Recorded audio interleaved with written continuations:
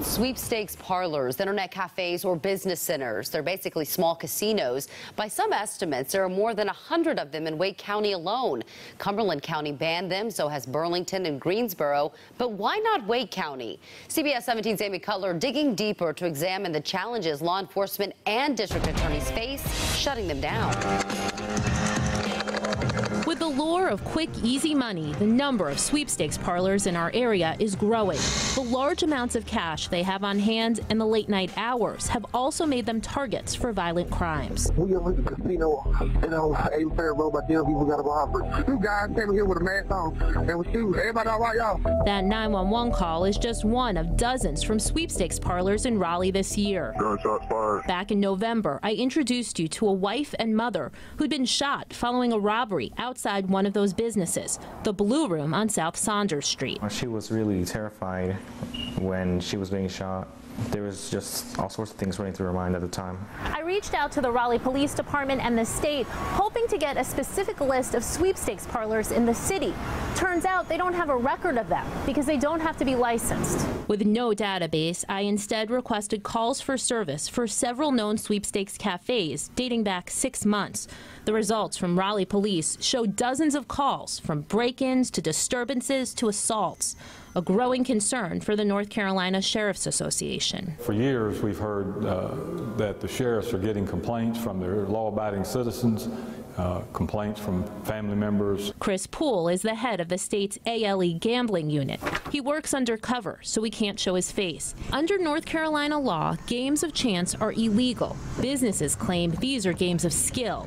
The way Poole sees it, it's all against the law. If you have a game of chance, and then you add a component that you're saying that is skill, that does not make that game of chance legal in North Carolina. They have to go in undercover, they have to play the machines, they have to be equipped with the necessary equipment to video what the machine is doing, because the DA needs that in order to prosecute the case. But the investigations take time and resources. Statewide, Poole has only 4 agents. There's no regulation done on any of the sweepstake parlors or gaming locations. The manager of the Arcade, a sweepstakes parlor off Spring Forest Road, agreed to talk with me if we didn't show his face or give his name. They might look at this and say you're taking advantage of people. You know, that there's no real oversight over these places.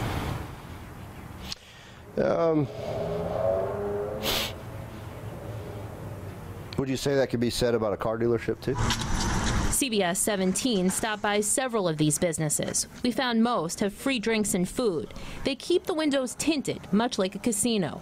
Poole also points out that since they're not regulated, there's no way to ensure the owners are paying taxes on their earnings.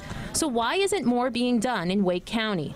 I went to District Attorney Lauren Freeman looking for answers. That they are constantly working to create new games and different games, such that what we may go in and say today is illegal, they may be playing something totally different by tomorrow. Freeman says if they have an investigation that they believe will stand up in court, they'll pursue it. In Raleigh, Amy Cutler, CBS 17 News.